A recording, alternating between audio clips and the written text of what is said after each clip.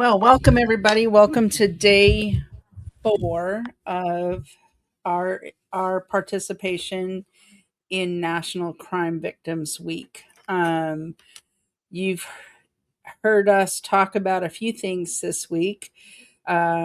We've talked about, let me pull up this schedule. Y'all have stuck with us. On Sunday, we kicked off with a tribute to the medical crime victims that were submitted for the reading of the names.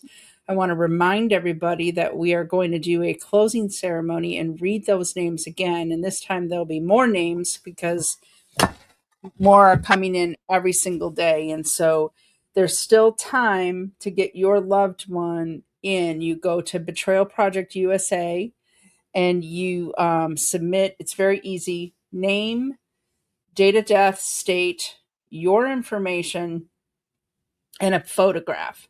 And they'll go on our memorial wall. We have a memorial wall for medical crime victims. Maybe someday we'll have an actual memorial, a physical memorial somewhere. That is a goal of ours, of Heidi Bond's. No, it's a goal of ours. And so go ahead and submit your name, the name of your loved one, to that memorial wall, and it'll be on our reading of the names this coming Sunday. And so just want to remind you that on Monday we heard from Leslie Batts, who did a great presentation on reporting medical crimes in and your rights, your voice, your action, who was who in the government zoo, and we talked about immunity. We talked about the federal laws and why it's important to report.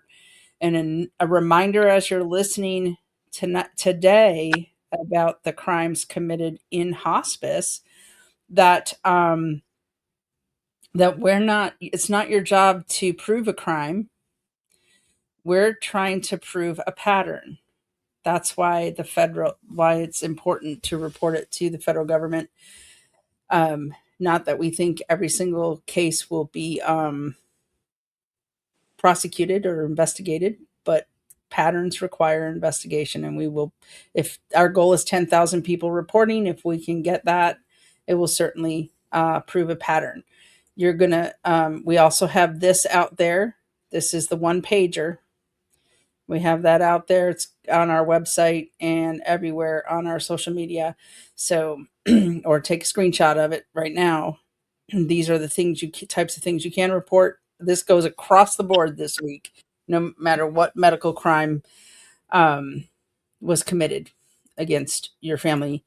Yesterday, we talked about with Laura Bartlett and Dr. Margaret Aranda. It was a great presentation on what happened beyond the ER door, the things that nobody wants to talk about, in hospitals, evidence-based versus incentive-based care. You're going to hear some of that today with hospice too. A lot of incentive-based and violations of standard of care and those types of things, and fraud. That does seem to be the one thing that they are itching to prosecute these days is fraud.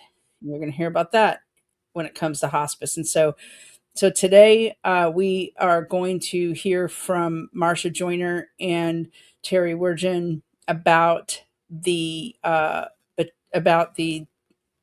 basically hospice homicide. She's We're going to pull up a presentation here shortly. I also do want to remind everyone to go out and sign the proclamation. There's a little scan. It's also on our website. Our website, betrayalprojectusa.org. I almost forgot our own website. There it is. It's under the get involved, take action section of our website. So you go get involved, take action. Those are our calls to action that we have there. And this proclamation is there for you to sign. Our goal, we should be quite honestly getting hundreds of thousands of signatures. This proclamation is to we're going to be asking for victims of medical crimes to be declared a victim group of crime. because we have noticed we are not getting justice in the courts, and that's because people don't believe us. And medical crime victims happen to be the largest group of crime victims in the United States. There's millions of us, millions and millions and millions of us. So please go and sign that. If you have a family member or you're just a supporter, anybody can sign it. Go out there and sign it. We'd appreciate your support. So Marsha, let's start with you. If you want to give people kind of a introduction of you, and then we'll go to Terry. Sure. So, and I'll make mine brief because tonight we want to talk mostly, about what hospice is doing. But I got involved in 2017 after my mother was cruelly murdered by hospice. And it'll be a repeated theme that you hear tonight. The people were not dying. We're not talking about people that are on the last week of their life and that they've already started the dying process. We are talking about people who are living with their illness, with their disease, and they're nowhere near dying when this happens to them. And that's what happened to my mom. She was tricked into going into respite care for my dad to get some rest because he was the hospice chaplain 15 years earlier, and the people liked him. They were friends with him, and they were looking at my mom as she was dragging my dad down. So they took them to the hospice facility, put him in a room across from her, and they immediately started drugging her. And after that, she died in 10 days, which I'll go a little bit more into that. But that's when I started. I met Marty Oakley, that's my mom. I met Marty Oakley of TS Radio Network, and I was on her program in 2018. And then she asked me if I would come back and do podcasts because there were so many victims in hospice, and it was something nobody was talking about. So I did that for 7 years, and then she passed away, God rest her soul. And Kaz Scaife took up that doing podcast and getting more involved with that to continue Marty's legacy. So doing that, I also joined Liz Eisner's Facebook group, Murdered by Hospice. I was number 140 member on that. We are 7,200 people now. And I had the podcast allowing people to come on, talk about their stories, and professionals to come on. And then in 2024, I wrote a book called Betrayed by Hospice and Healthcare, Stories from the Deathbed. And I had 34 people, their stories put in there, and additional information about drugs and resources. And tonight I have one of those people with me, Terry Wargen, and her husband, John, was one of the victims that was murdered. And she and I have become good friends over the past 8 years. This is her husband. And, we hear the same type stories over and over of what happened in hospice. So, Terry, I appreciate you coming on tonight with me to also talk about what you know about hospice and what happened to John. So, I'd like to give you the opportunity to introduce yourself.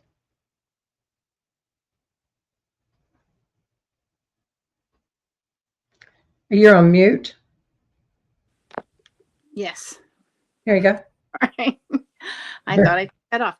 I'm Terry Wargen, and my husband was also killed by hospice a few months before Marsha's mother in February of 2017. I had no experience in growing up with my family. I was lucky enough to have all four of my grandparents when I was an adult. And they passed away peacefully without hospice. So I had no experience with it at all. And I heard there was a hospice and that's where people go to die. And that's all I knew about it. So John, in the summer of 2016, was diagnosed with a gallstone.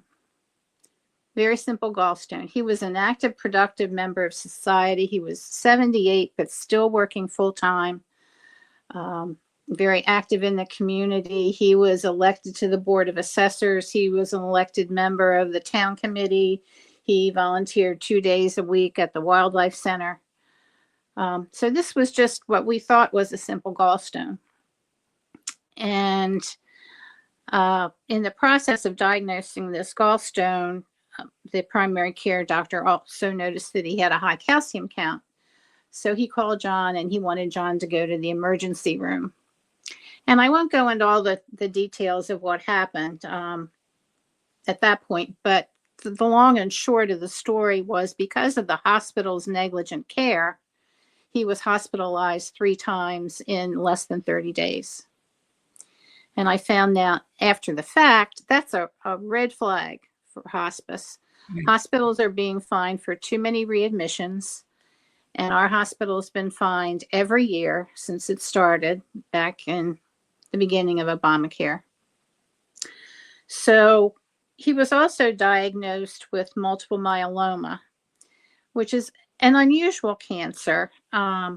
It's not aggressive, which I didn't know at the time. The average patient lives 10 years. The longest patient lives 33 years. For John, his 10 years from diagnosis would be this coming summer. So I look every day and think if I had known then about hospice what I know now, he very likely could still be alive today. And I think that's the hardest thing to deal with. But during the course of being treated for hospice, there were many, or for hospice for the multiple myeloma, there were several mistakes made. And one was an overdose of Lasix and an overdose of his cancer drug. And that spiraled him out of control into dehydration. And we went to the doctor for that to be treated, and they ended up giving him more Lasix, not once, but twice. So he finally ended up in February in the emergency room for dehydration. My 911 call says dehydration. It really had nothing to do with his multiple myeloma other than the overdose of the chemo drug. But because it was his fourth visit, when he went through those emergency doors that morning, he was flagged for hospice care without our knowledge or consent, which again is against the law because there was no informed consent. No one discussed anything with John. He had no say in his treatment or withholding of treatment, and he had no say in his own death. But I didn't know he was comfort measures only, nor did he until after he was gone. So he went in on a Saturday morning. This was a 5-day interval from start to finish. They gave him 2 doses of Lasix for no reason, even though they had entered into the record that he was dehydrated. But they had made the decision already before they admitted him that he was going to die. They withheld water. They withheld food. And I think that the withholding of water bothers me more than anything. For the last 5 days of his life, they would not give him an ice chip, a drink of water, nothing, for no reason at all other than to kill him. They stopped his daily drugs, which I didn't know. It never occurred to me to say, are you giving him his medication? It never occurred to me that medical staff would lie to us or that they would intentionally kill a patient. So they came and they told us that he had double pneumonia, which was a lie. And they made up a diagnosis, which he supposedly had 4 kinds of pneumonia. He had sepsis. He was confused, and they depicted him as a senile, bedridden old man who had so many things wrong with him that you would expect him to die. The first night, they came in the middle of the night and started injecting him with Ativan, which I didn't know what it was. I didn't know. I asked what it was, but I didn't know what it did. And when he became unconscious, it never occurred to me they were intentionally making him unconscious. I just thought he was so sick that he was unconscious. I know now that was their goal, was to make him unconscious. They also, even though he never had pain, anxiety, or agitation, once they made him unconscious, they started drugging him with fentanyl and morphine and oxycodone. And he lived through that for 4 days. And I questioned it. Of course, over a weekend, you can't talk to anybody. So on Monday morning, I finally got in touch with my primary care doctor, and I was telling him the drugs, and I had stopped the drugs. And after that, John woke up. He was completely coherent. He knew who he was, where he was, who I was. His kids came in. He actually told the nurse he had a headache. And I thought, after all those drugs, I'm sure he did have a headache. And the attending hospitalist, who never laid eyes on John, he never got closer to John than the door of his room, came and told us he had developed leukemia and had 2 or 3 days to live. And so that was a lie. They never even did any tests for leukemia. But John and I talked about it. I said I wanted John sent up to Boston to Mass General, and they refused. They never discussed hospice with us. The word hospice was never said. End of life care was never discussed. They made all the decisions. His healthcare proxy was never invoked, but the doctors acted as his healthcare proxy and decided that he was going to die. So John and I talked about it. After they refused to send him up to Boston, we decided to go home, and we could go to Boston ourselves, call the primary care.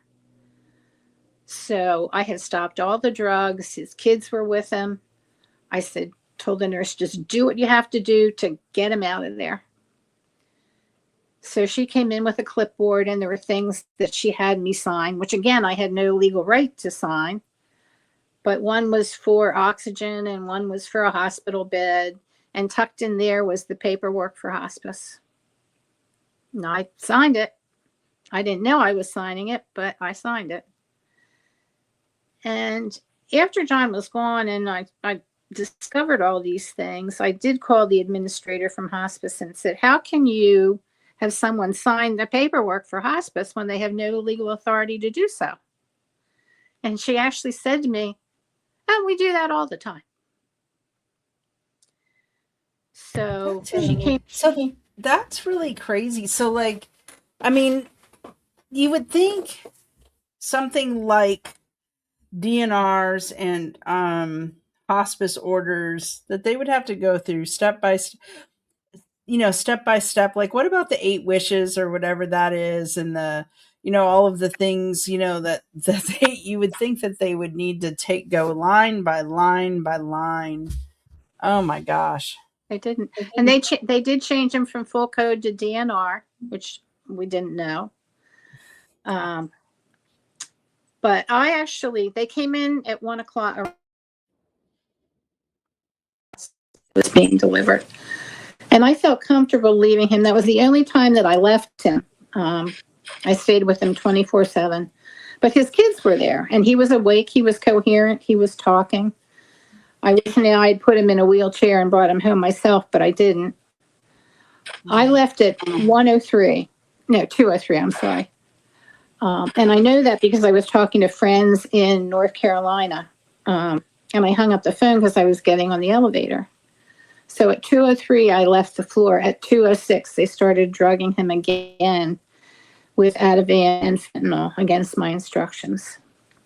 So by the time he arrived home, they had given him 5 more doses, and he arrived home drugged unconscious.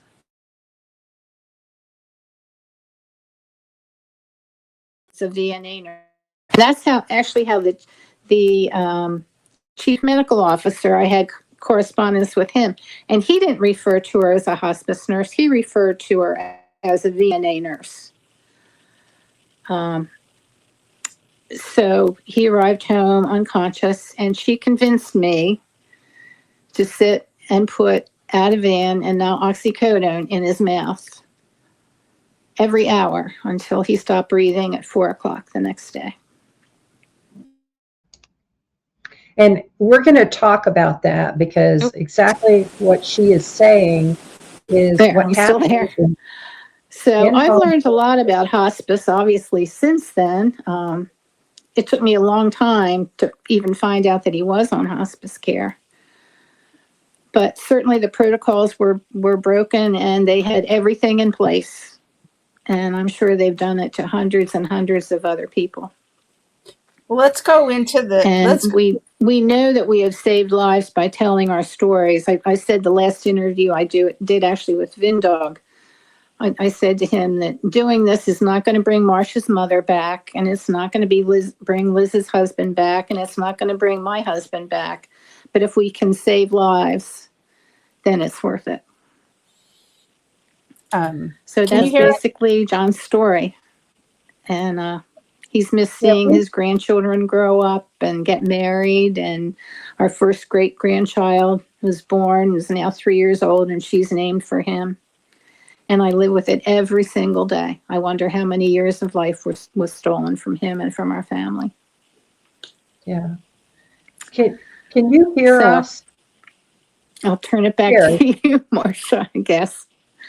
Okay. I'm not sure that she can hear us. Yeah, you might want to text her. And we can't see her. Yeah, she's having a little technical technical glitch there. I don't know that she's gonna. All right. Just text her and tell her she needs to. I'm going to tell her to come back in. Yeah, go out, go in. That's the technical fix for everything. Unplug it and plug it back in. Go out, Turn off the light and turn it back on. Yeah. That's the technical. Doesn't matter what's broken. Yeah, hopefully she gets my message. So one of the things that I wanted to say before I start this, after we did the reading on Sunday of all of the victims, the crime victims and their pictures, my sister Sheila said to me, well, the least you could do is smile. And I went back and looked at the video of everybody. And of course, I texted her and I said, if you look at it, nobody's smiling, because it isn't a smiling type conversation. It's very solemn. And we were all very sad reading the names. And I've often thought when I'm doing podcasts that I would like to be doing one about gardening or my puppies or cooking or painting, anything other than what we are discussing, which is the murder of our loved ones. So that's why I am capable of smiling, but that's why I don't smile during these, because it's a sad story. Yeah. I can vouch for the fact that Marsha Joyner is capable of smiling and even sometimes laughing, because she's laughed at some of my jokes even. Yeah. So, so but you're right. It was very sobering. Here was the thing that was the most sobering, I think, of reading those names and having those names come in for the wall and the tribute, was that we've been in this fight for 5 years now. Well, I have. You've been much longer. And it was, there were quite a few people who didn't even know any of our groups existed before we banded together. Like they didn't know there were people out there that would believe them, that their loved one was killed in hospice or killed by the protocols or the shots or any type of medical crime. And so the fact that there were people who reached out, put their loved one on the wall and on the tribute, and had been struggling and living with this alone, was sobering. The other thing that was very sobering was that wall full of people. Those people, their families never stopped fighting for them. they're not forgotten. It is, they want justice, and they've been fighting for years for justice, and they're not giving up. They're not giving up to get uh justice. And so I that struck me as, I say those are the most loved people in America. So, but let's go on to your all right, I've got two Terrys. So, Yeah, she's having, she said she's got a difficulty time hearing, and she went out and hopefully is coming back in. I'm back okay. now. Can you hear us? I can hear you now. Awesome. Okay, that's good. See, I I can. told you. Okay. You're rubber banding a little bit when you talk, but it I think you're probably having a network issue, and it may be, if you turn off your camera, it's okay. We know there's a real person and you're not AI, but sometimes when it starts to rubber band like that, if you turn off your camera, it saves bandwidth, because the camera can sometimes be a bit of a hog. So when you start to, that might help you for Okay. now. Yeah, and just while you get through the rough spot. See, Matt said I can vouch for Marsha being able to laugh. So there you have it. There you have it. It's Yeah. proven beyond a Right. shadow of a doubt. That's right, Gary. We are here to save lives. Gary does a lot uh, to get justice for his brother Thomas. All right. Right. Let's dive into, because you've got a lot of information that you need to cover. Okay. You're always using your key phrase, knowledge is power, because it absolutely is. I'm going to make this bigger. It's going to make us disappear for a little bit, but I'm sure people would like to read the slides and not look at our faces. So you go ahead, and we'll start with the history. Okay. So, not just to touch base on this, that Dame Cicely Saunders in 1967, she was in London, and she created hospice, the original hospice. But the focus, and this is important, the focus was on comfort and quality of life to minimize pain for the actively dying. And that's important to remember as we go through this. And her belief was, you matter because you are you. You matter to the last moment of your life, and we will do all we can to help you not only die peacefully, but live until you die. And she was opposed to euthanasia. So the original hospice was a very comforting, caring hospice. And that's important to remember as we go through what has happened today. Okay, let's go. I'm going to mute everybody just because there's some feedback as Okay. we go through this. I'm even muting myself because my dog Karen, might bark. All right. And this is interesting too. In 1984, Reverend Hugh Westbrook opened the first for-profit hospice after Medicare started paying for hospice, and he expanded over 20 years into Vitus Hospice, which is the largest chain in the United States. So he proved that money could be made off of people who were dying, and everybody then wanted a piece of the action. So at that time, Roto-Rooter, yes, Roto-Rooter, owned 25% of Vitus. And in 2004, they bought the remainder for $410 million. They changed their company name to Chemcore, I guess, because it sounds better than washing your problems down the drain. And in 2024, the CEO made $12,552,000. So definitely, hospice is a big business. Huge business. Roto-Rooter. That's a Yeah. business. All right. So today, and again, I want to go back to what the qualification was: someone who is actively dying to minimize their pain. But today, if you have Alzheimer's, dementia, Parkinson's, cancer, which a lot of times people always thought, well, if somebody has cancer, then they're treated by hospice. Cardiac, if you have congestive heart failure, which is what my mother had, which was being treated successfully with medication. If you have COPD, if you have a stroke, kidney disease, or end stage renal failure. So those were some of the things that qualify for today, and those are treatable. They're treatable issues. And then the other is on the next slide, that people don't realize this part.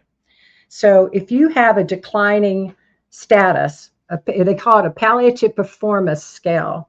And if it is less than 50 to 60%, which means that you're not able to take care of yourself, meaning that you're dependent on 3 of 6 activities of daily living, and there's a call, the ADLs, that is bathing yourself, dressing yourself, getting in and out of a chair or a bed, walking or using the toilet, or eating by yourself.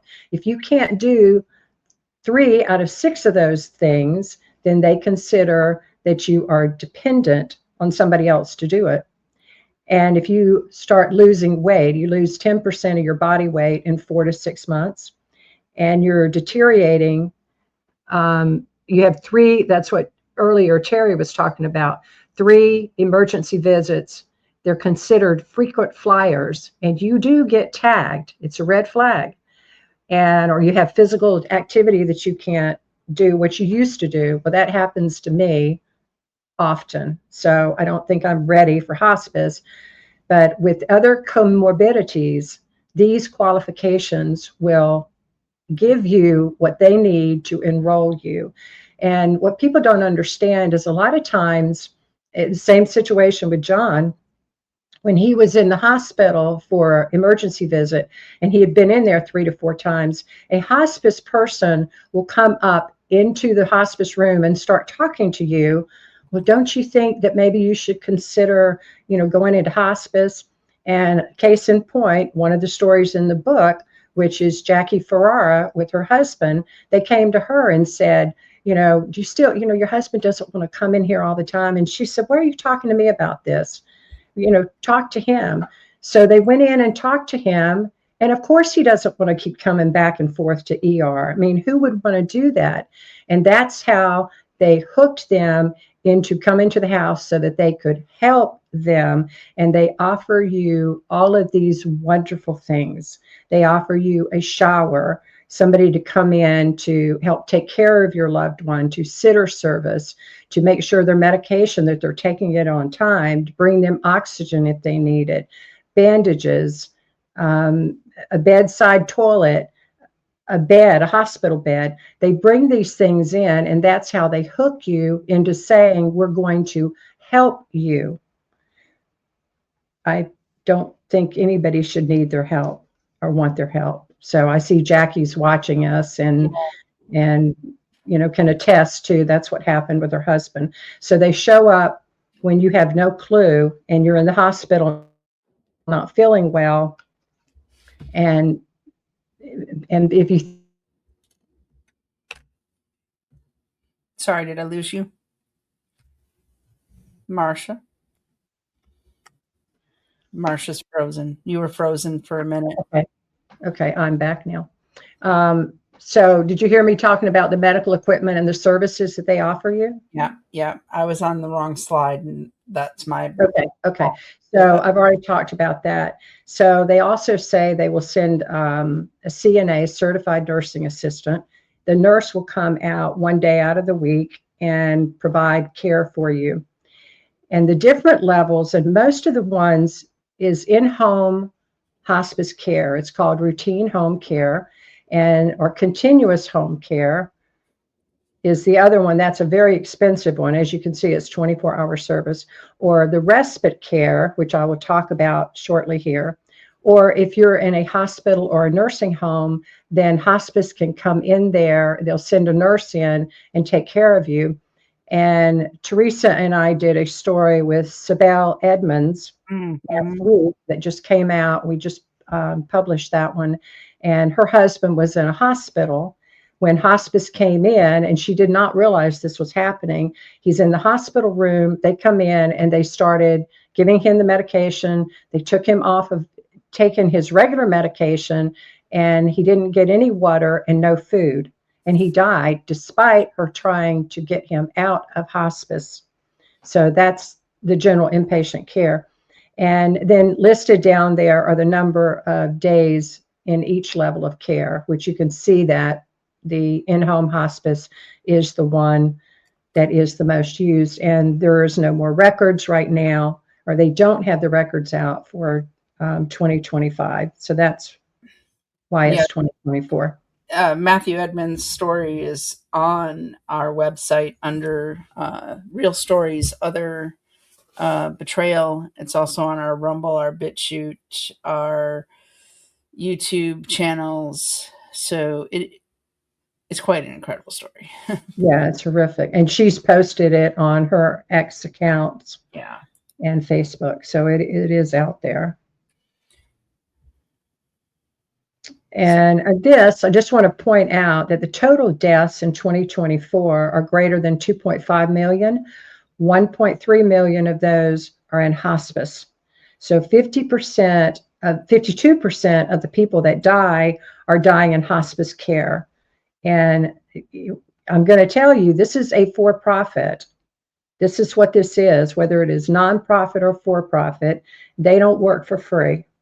And they will encourage you, the websites that you see, they will encourage you to enroll your loved one sooner. Yep. So that they can give them a good quality of life, and that perhaps they'll live longer. I'm calling Barbara Streisand on that, because that is not what happens. Patients do not live longer when they are brought into hospice. That's right. And quite the opposite. Exactly. It's their death. And it's such a moneymaker that there was a whistleblower doctor that also sued the hospital that he worked at, but they had sent memos to the emergency room and the ICU doctors that when a COVID patient came in, they were to try to get them on hospice right away, because the hospital was losing money if they weren't on hospice when they died. That's right. Not only do they lose money, but they get a mark against the hospital, because when you go to the hospital, they're supposed to provide care, and you're supposed to be able to leave the hospital. And if they're not doing that and the patient is dying, then that's a mark against the hospital, and they don't want that. So they turn them over to hospice so they can come in and end their life, because they are equipped to do that. They know exactly what to do, and they do it very quickly, and they want to get that death underneath their belt, which I don't know if it's the next slide or not, but when we talk about the aggregate cap, which is really important. Yes. Okay, so in fiscal year, they do by fiscal year, and the aggregate cap this year is 35,361 per patient. And if you look at the costs, the monthly cost, that's why I listed that, of how much for each one: in-home care, the hospice facility or nursing home, medications, equipment, staff care, social and spiritual support. It shows how much money that they get per month on that.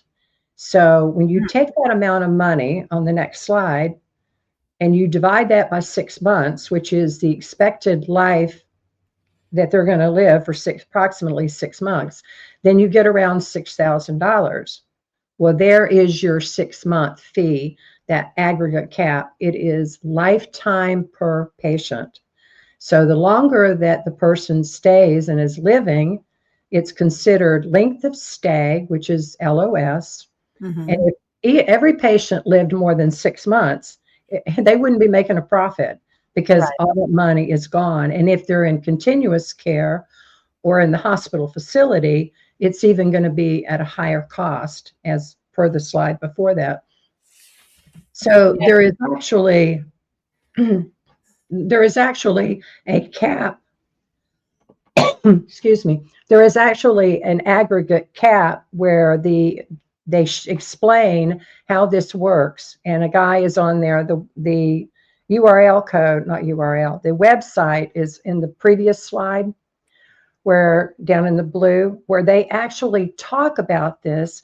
And the example that this experienced person who is telling other hospices how they can stay in the black, and he gives an example of if it was 32,000 that year and a patient was in for 30 days and they died, they used $6,000 for him, leaving a delta of 26,000. Wow. That 26,000, which the next slide. Yep. I want to take a second here to remind everybody to share the live stream, whether it's on Facebook, Rumble, or Twitter or X that you're watching. Go ahead and share the live stream and tag your friends so they can come in and ask questions. And if you do have a question in the chat, it's helpful to me if you put a question mark before and after, so that I at the start of the sentence or question, because then I can identify it very quickly as a question and pull it in. Just a little housekeeping note there, but definitely share. So here's what, and they talk about this, and they're just very cold about it, in my opinion. And they talk about how the money comes in and they have it, they call it a bucket. So for instance, that he was talking about the 32,000 going into the bucket. And if you can see the cash coming out the back, that's what's trickled down for all of the different fees that they're going to get. But, you know, you see the hand there with the profit, because it is a profit organization.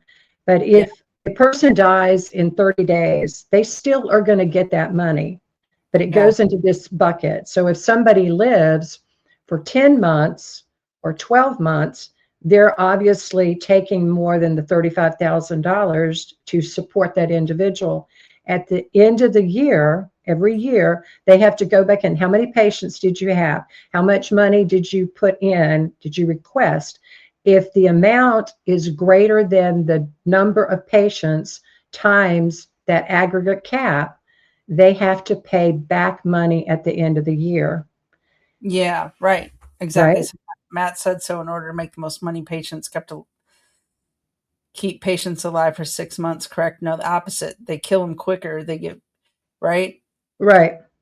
Yeah, they don't make more money if they keep them alive for 6 months. If somebody comes in there and they die in 10 days, they're still going to get that $35,000. Yeah, exactly. That's right. So If they die in 10 months, they still got that $35,000, but they had to pay more for their services. yeah, right. So they, you know, the bedside, you know, potty, the oxygen, the medication, and hospice will pay for, you know, the medication, which we're going to go into shortly here. But if you are on medication, like my mom was on congestive heart medication, and they would pay for that, but oftentimes, which you'll hear, they will stop giving the medication to the patient. Doesn't mean they tell you that they do, but often they will stop because the money for the medication, you know, if it was LASIK or, you know, heart medication or kidney medication, that's going to come out of hospice money now, because Medicare is paying hospice that $35,000, and anything for the patient is going to come out of that amount of money. So they don't want you to continue with having, you know, any procedure or any other medication. And I was able to get a copy of the comfort kit drugs. And I know that Jackie, that they gave the drugs to her. They'll tell you to put them in the refrigerator. I know that Terry was given the drugs. And when you're in the home hospice, they give you the drugs. So the drugs that they're telling them, this is their instructions. If morphine, which is also called Roxanol, to give that to them for pain, breathing, or coughing. Ativan, which is also called lorazepam, for relieving restlessness, anxiety, and nausea. Haldol, which is also called haloperidol, is if they're restless or they're confused or they're nauseous. So that, and when they give that, just like with Terry, just like with Jackie, just like with many other people, they don't explain what these drugs are going to do to them. They just tell you to give them to them because it's what's best for the patient. And because we don't know what's going on, then we are afraid not to give it to them. And so we give it to them thinking we're doing what's best. So on the next slide, we're going to, I think this is a very good point here that they right, make family members basically part of the murder. right. And so how's somebody going to feel when they realize what I'm saying that they did unknowingly? Yeah. Just like Terry said earlier. Yeah. So, and this is important for people to know, morphine causes drowsiness, dizziness, anxiety, nauseous, vomiting, constipation, sweating, low oxygen levels, shortness of breath, confusion, and hallucinations. But they told you to give it to them if they were in pain, if they were having a hard time breathing.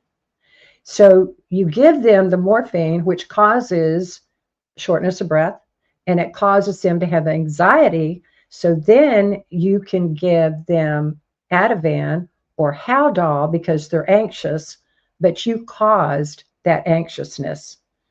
And for morphine, slow breathing may increase if you're taking it with Ativan, which is what they do. An overdose includes slow, shallow breathing, slow heartbeat, coma, or death. And the strongest warning for serious risk and death is by putting opioid, which morphine is, with a benzodiazepine, which Ativan is. So it tells you do not do that. Right. That's exactly what they're doing. And Haldol, where they say use it if they're nauseous or if they're anxious. Haldol is an antipsychotic to treat schizophrenia or Tourette syndrome. And the same effects, drowsiness, anxiety, restlessness, nausea, headache, and diarrhea. But that's what they say that it's to help with. But it causes that. It also, the severe side effects are death in elderly. And it is not approved for use in older adults with dementia because of increased chances of death. Yet they use it all the time. They use it all the time, all the time. And the Ativan, which is a benzodiazepine, which they say don't use it with opioids, morphine, and it causes the same thing: drowsiness, dizziness, insomnia, constipation, loss of balance, vomiting. And there are other things that it causes, which you're doing this to your loved one. Why would anybody want to torture them? And again, let me go back to, they're not actively dying. They can be treated for this if they're given the proper treatment. John was not dying. My mother was not dying. They could be treated. They start giving them this. And, again, it says do not take Ativan with morphine or Haldol. That's what they give them. And for people that are naysayers, don't believe it, drugs.com, go look it up. The Beers list, look it up. So, and this is the ham sandwich. So those are the drugs they're talking about: Haldol, Ativan, and morphine. And that's what they're giving them. And there are memes. Tell people Is it crazy? Go ahead. Tell people what the hams, how they phrase it. You didn't make up the ham sandwich. This is their cold way of. Right. Well, they will say that if a person is combative, or if they're trying to get out of bed, or if their family is argumentative, the nurses, we've seen in Facebook sites, they have memes about it. Oh, well, I just tell them I'll give them a ham sandwich if they don't straighten up, or if they try to get out of bed, I just give them a ham sandwich. And that's what they do. Haldol, Ativan, and morphine, which it says do not put those drugs together, and especially for the elderly over 65, because it is going to affect them more seriously and it will kill them. And this is what hospice is doing. So, when people, I talk to people all the time and they will say, well, hospice was compassionate. They were so nice. And you're just making that up. You're trying to find somebody to blame. I don't need to try to find somebody to blame. I know who to blame. Hospice. They did that. They gave those drugs to the people. So if you gave these same drugs in the same amounts over the same time frame that they gave them to our loved ones, a strong, healthy, strapping young man with absolutely no issues, big boy, and this would happen to them if you gave them the same drugs, they would die. So Right. how can you say that you're not murdering people? Right. And we know that they're like, well, it keeps them it keeps them out of pain and in peace. But as we know, that just because they're quiet doesn't mean that there's any peace. It just means that they can't fight back. But they could, as we hear from survivors of attempted hospice homicide, they're not at peace. They just their ability to fight back is taken away, and more pain is caused. So uh, there's a lot of myths around what happens at hospice. Matt asked, do the staff get paid for administering the drugs? Yes. I mean, that's their job. They get paid to administer the drugs and to tell the family, gaslight the family and tell the family that you're doing the right thing. It's just, this is a sign of dying. Well, people will say, my dad would have said to us, my sister and I, if we had not been there, he would have said, your mother died peacefully in her sleep, Sure. because he did not realize what they were doing. He was the hospice chaplain 10 years earlier, but he never saw this. He didn't see people dying. He went to their homes and prayed with them, read the Bible or sang. And to him, when this was happening, he thought that they just knew that it was mom's time to die. And had he said to us, had we not gone down there to Georgia, and he said, your mother died peacefully in her sleep, we would have believed it, Yeah. never knowing they tortured her, and the hearing is the last to go. And she probably she tried to get out of bed, and we thought at one point that it was because she had to urinate and that she didn't want to wet in the bed. And my sister said, Mom, it's okay, you have a catheter in, it's okay, it's okay. But was she trying to get out of the bed because she knew that they were killing her? I mean, we don't know that. We don't know. And this is another, ham sandwich. Thank you, Teresa, Mm-hmm. for what happens, and it has fatal consequences. And a nurse, it's a domino effect for people. You've given them morphine. You've caused anxiousness, so you can convince the family that they're anxious, and they might furrow their brow or raise their eyelid or raise a hand. A lot of times, people will raise their hand and they will tell you, oh, it's because they're in pain, or they wince. Well, maybe Right. they're hallucinating from the morphine and the antipsychotics you gave them, but they will use that as an opportunity to convince the family that it's time to give them more medicine, more morphine, or more Ativan or Haldol. So they use that against the family by telling them that they are exhibiting the signs of being in pain when they're caught, like Jackie said a while ago, they're causing that. They're causing the pain, the anxiety, so that they can convince the family to give them more drugs. So remember the ham sandwich. Jackie said, I'm so sorry, Marsha. Thank you, Jackie. Okay. Let's move a ham sandwich. This one gets me. It's Yeah, such you do so well on this one, Gail. propaganda. This is just here's the propaganda. They make it sound like nobody should be in pain at the end of their life. To take away that pain and give someone peace is the absolutely least we can do for our fellow human beings. Well, the MD doesn't stand for minor deity. It should stand for medical doctor. The reason that this irritates me so much, this entire thing, is there are so many lies that sound true on it. It sounds like they're doing something good and they are Mhm. not.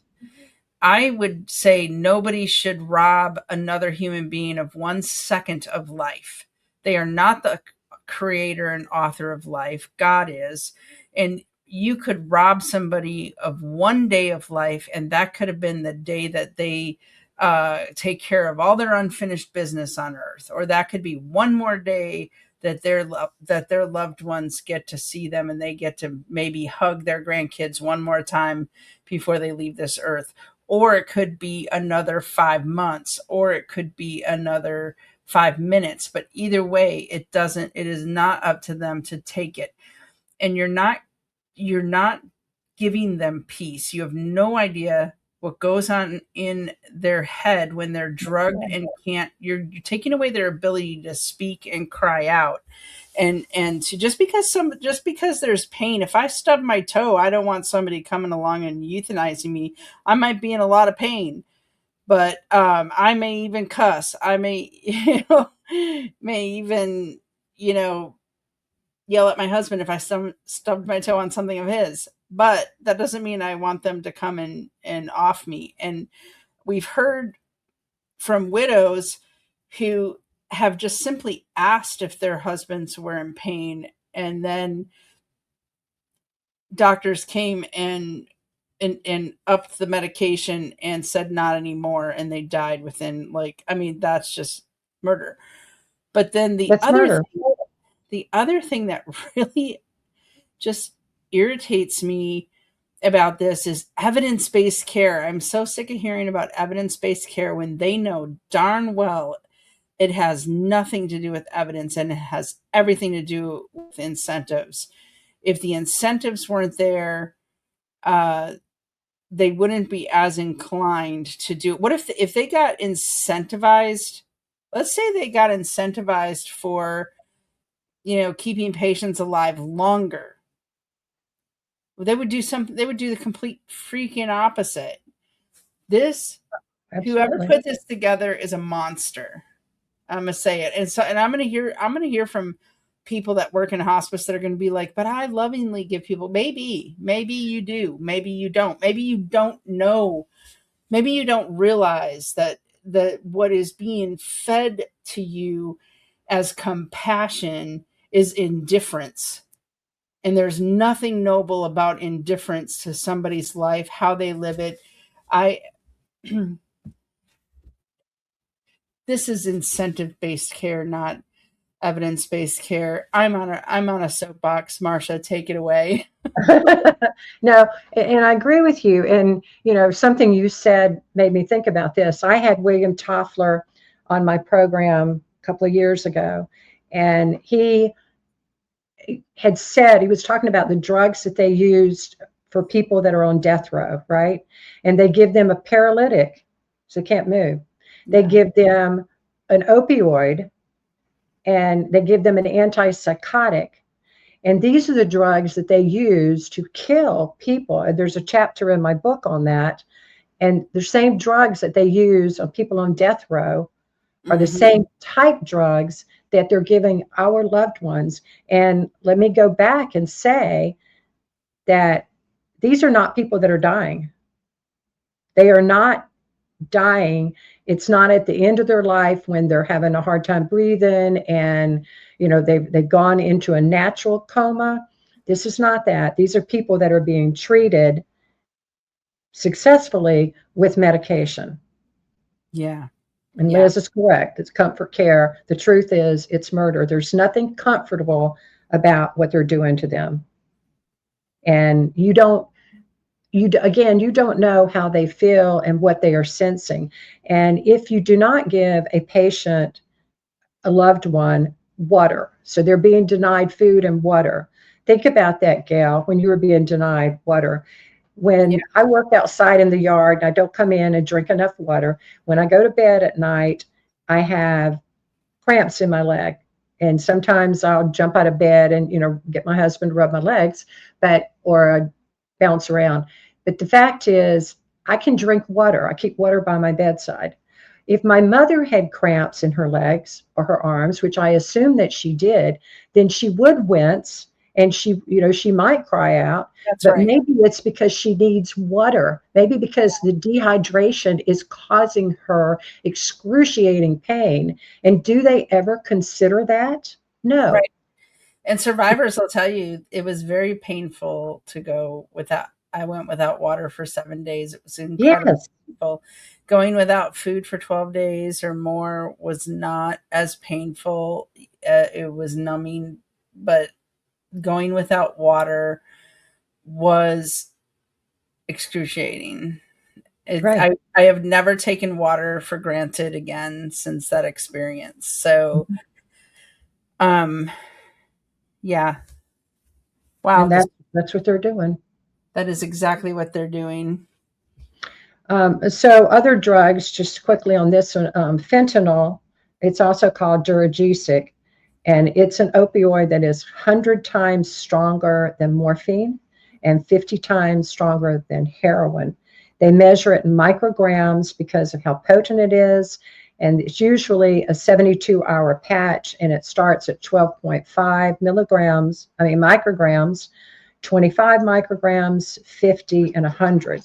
They were giving my mother 100 micrograms plus morphine plus Ativan when she was in the respite facility. So wait, just So it's just, and you shouldn't be using it, with all the other drugs because you're doubling that. And some of the other drugs that I've heard people use is the Seroquel and midazolam are also drugs, but they're not as common as the ham.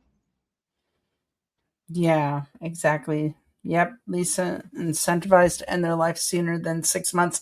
It's the same concept of the code,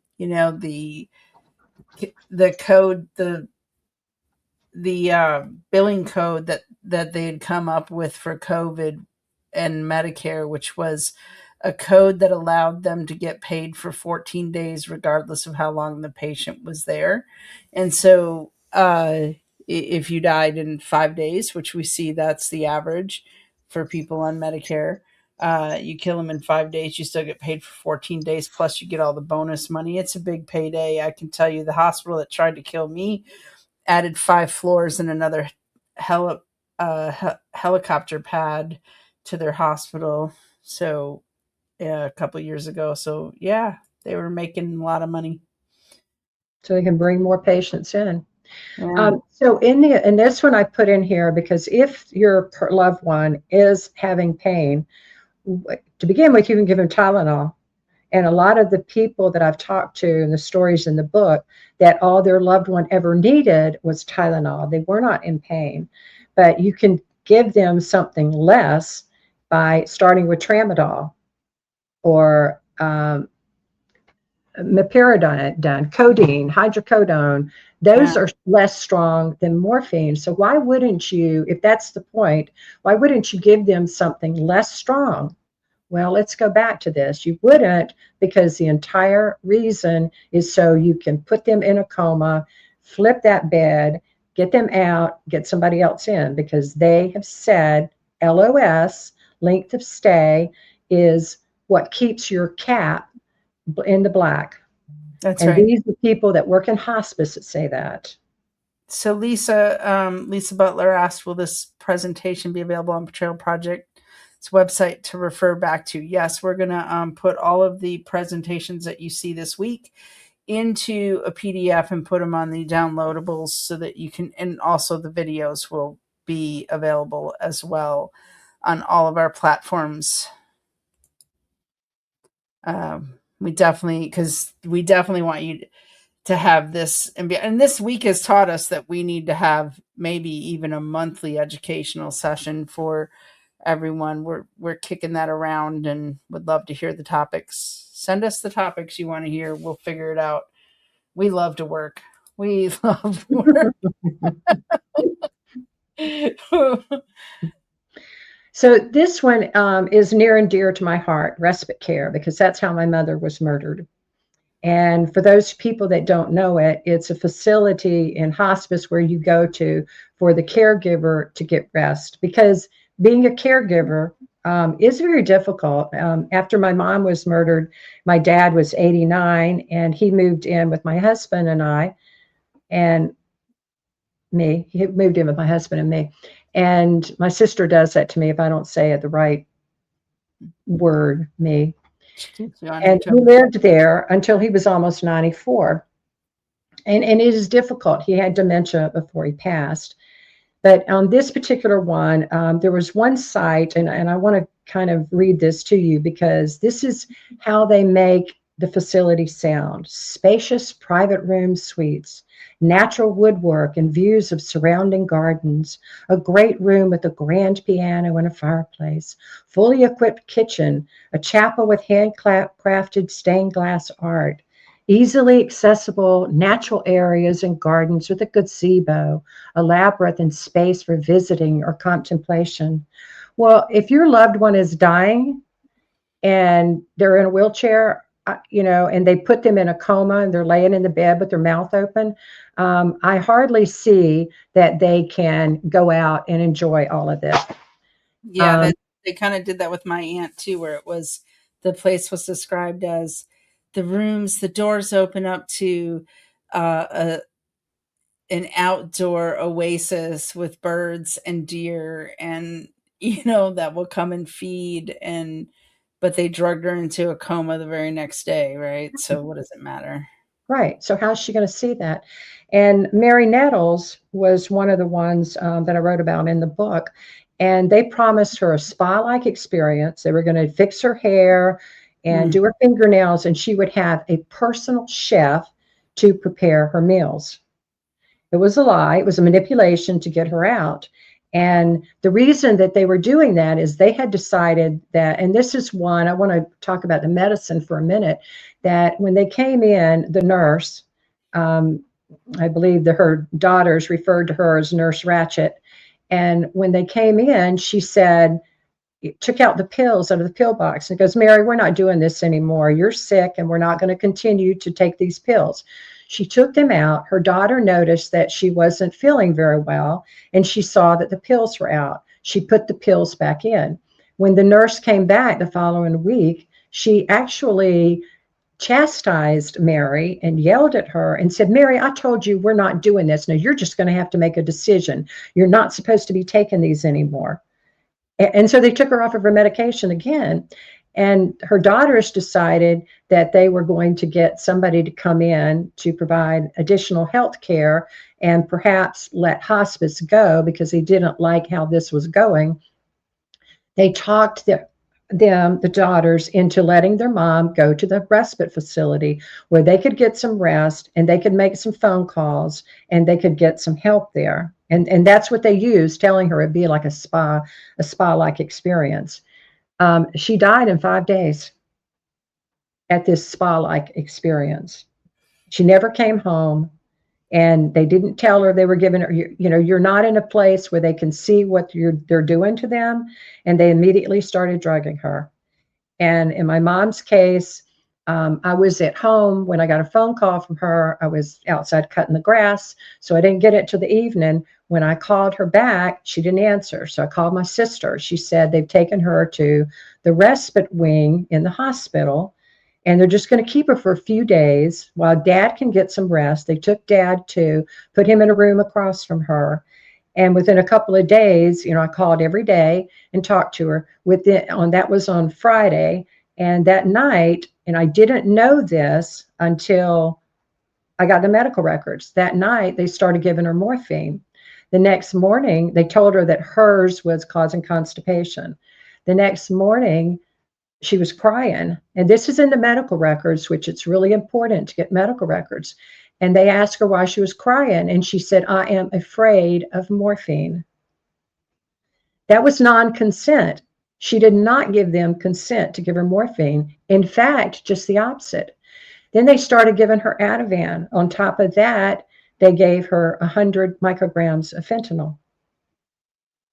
My mom lived the longer of all of the people in my story, only because at one point we told them to stop the morphine and the Ativan because I'd heard of morphine. I didn't know what Ativan was. I wasn't, savvy at that time, so I didn't look it up. I should have, and I fault myself for not looking it up.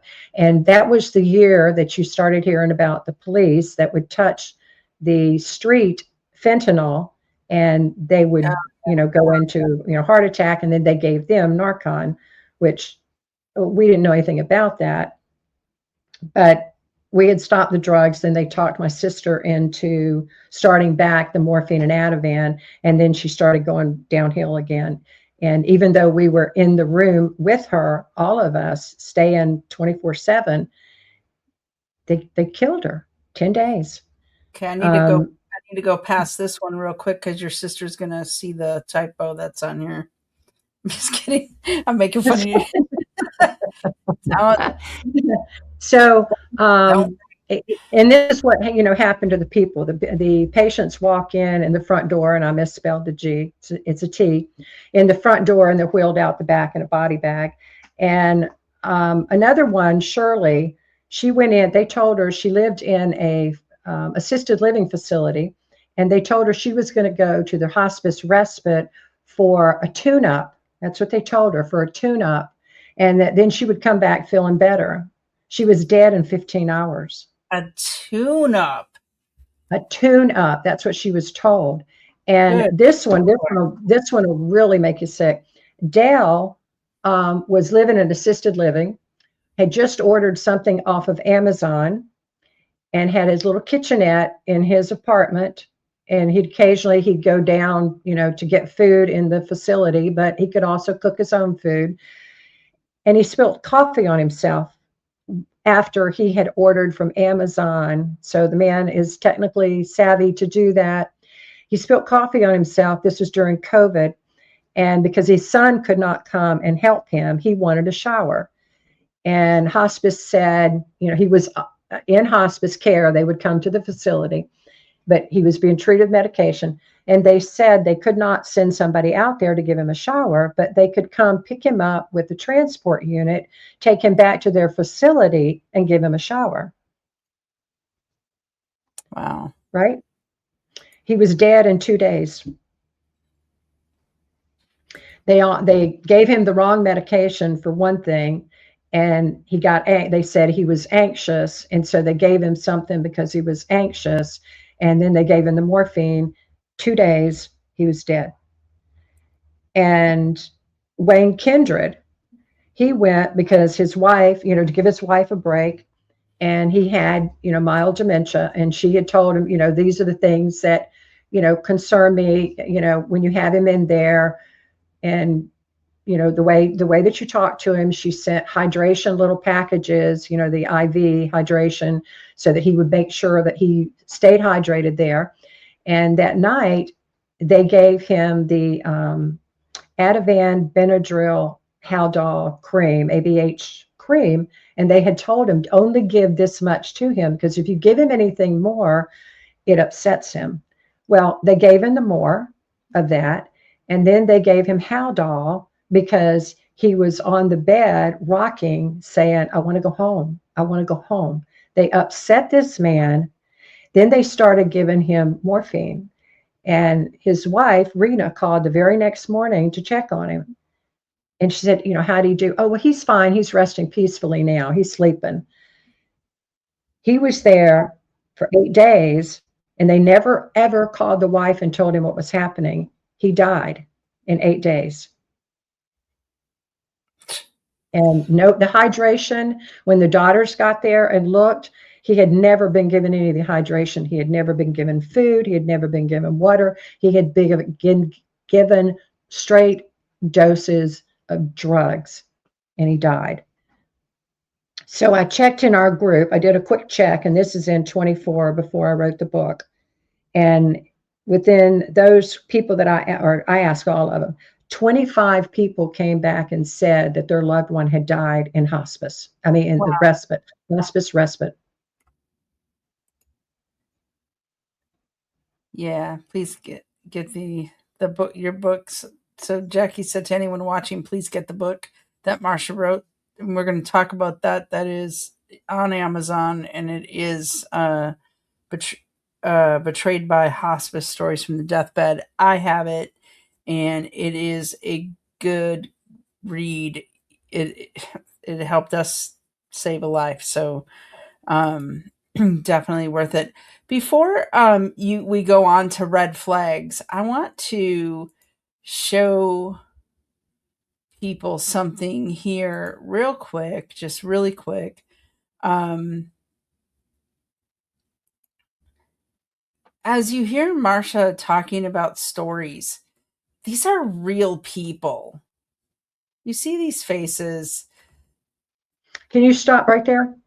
Okay, over to the right, the last one on the right, that is Twyla Apgar. No, below that. That's Yeah, Twyla Apgar. That is April Donovan's mom. The one up here to the second one right there, Matthew Edmonds. that is Matthew Edmonds. And if you go straight down two more rows, Anthony this Farah. is, no, that right here, that's Jackie's husband, Anthony Ferrara. Yeah, right here. This, yes, that's right. And then go down to the next row, the second one over. That's Wayne Kendra that I just told you about, that was murdered in the respite facility. See, all medical crime victims, but these are real people. They have real families. They had real, Maud Frost was a real person killed by hospice. Do you Mhm. see all of And these? there's Alan Eisner, which is his wife, he was murdered, and his wife Liz started Murdered by Hospice. And that's why she started it, because her husband was murdered. So Sorry. when Marsha's talking about these people, when we're talking about families and the medical crime victims, these are real faces. These are just real faces, and so I wanted to make that point and Mhm. and just say that. And then Ron Owens had mentioned during the vigil that every victim of a crime, there are approximately 7 to 10 co-victims that are affected. So think about that. Millions and millions and millions. Go That's ahead. So right. I'm gonna go to the red flags, because I think the red flags are very important. The life you save could be your own. It could be somebody you love. But go ahead and talk about the red flags. Well, these are things that we've noticed, myself and other people. And in the stories, when you read them, you see the common thread that goes through them, just like you do with the COVID protocol, with the remdesivir and the venting and refusing to give ivermectin. Well, we have things that are red flags, and it's the protocol there. So if your loved one is sitting up talking to you, they're eating, they're drinking, and the next day or soon after, they're slumped over in a chair, they're laying in the bed. That's not right. That's not a normal person that's dying from one day to the next. That's not how it happens.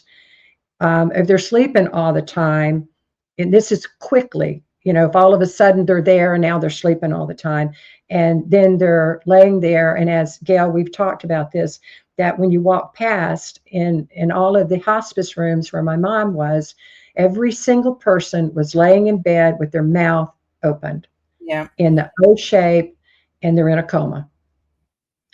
yeah, They stop taking their regular medication like my mom did, if the hospice allows them to continue taking their medication. Again, I explained that oftentimes they stop that medication. If they can't communicate, they're slurring their language. If they can't see you, they have their eyes are glassy and hazed. I know with my mom, she didn't see me when I got there after driving 12 hours, to go down and attempt to save her. She didn't even know me. She didn't see me. And Liz Eisner, she followed the transport unit from the hospital to the rehab facility. By the time she got there, Alan, when she finally got into his room, they would not let her go into the room until she signed the papers. They handed her the papers, just like Terry said, and she quickly signed them. In that was a hospice paper. She had no clue that's what she was signing. She wanted to get back to see her husband. She got back there and he said, "Is my wife here?" Because that quickly from the hospital where he could see her, that quickly, the drugs they gave him, he could not see his own wife. His eyes were glassy and hazed over. That's not normal. They stopped eating and drinking, and hospice will tell you that's a sign of dying. They're transitioning. And often, if their oxygen is on, there have been cases where it's been turned off or it's been lowered so low that they're not getting enough oxygen. The fact Wow. is, these signs are signs of an overdose just as well as they're signs of dying, but it isn't a natural death. They have been put into this situation. And that's It's true. And murder. I've seen it. And this is someplace where there is absolute um crossover between well, a lot of the protocol victims were put on hospice or palliative care and experience the same thing. Matt said, "Gail, Marsha, we need a hospice deadly playbook for the website. We are working on that. The action is on me. Marsha has written the draft. The action is on me to review it and have a discussion." So that's just, I'm making myself accountable right now. That action is on my plate. And after Crime Week, that's one of the first things I'll be looking at, because you're right. We do need that playbook out there as well, because Mhm. it will save lives. And that's our goal. That's our primary goal for all of this, is to save lives. And I just want to say, we have an incredible amount of people watching right now. So this is the biggest we've seen all week. And so I'm glad, because everybody needs this information. This is something that could affect every single human being. You probably, Mhm. it's probably already affected you and you didn't even realize it at the time, like I did. So this is some great information, Marsha. Let's go to the next slide. Well, we have had, and I'll say what you just were talking about, we have had members in our group that have found us in time in the Murdered by Hospice group, and they have come in and they've told us that they took their loved one off of hospice and it's been 6 months. They're still alive.